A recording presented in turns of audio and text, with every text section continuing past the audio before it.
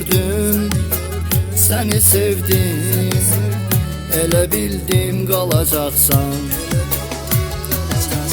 Nə bileydim gedəcəksən, bir özgənin olacaqsan.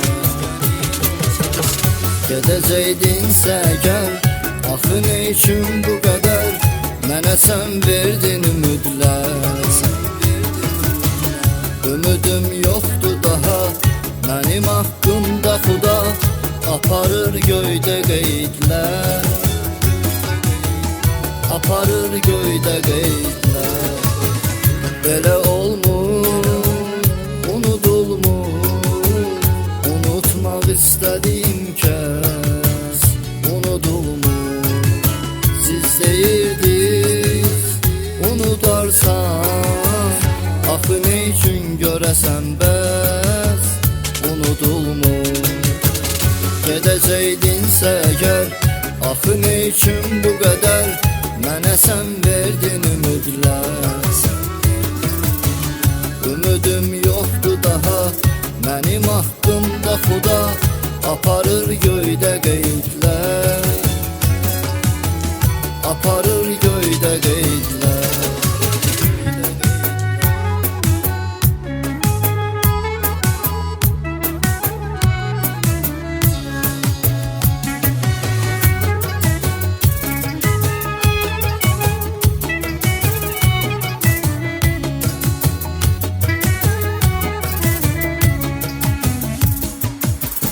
Gecə gündüz mən ümidsiz baxıram pəncərələrdən.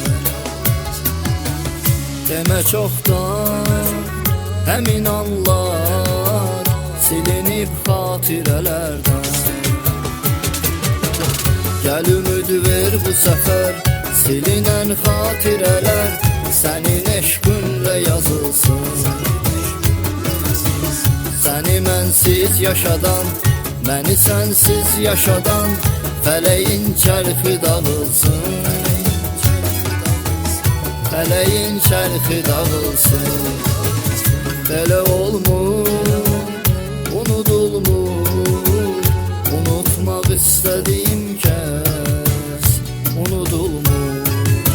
Siz deyirdiniz unudarsan, axı nə üçün görəsən bəs unudulmur.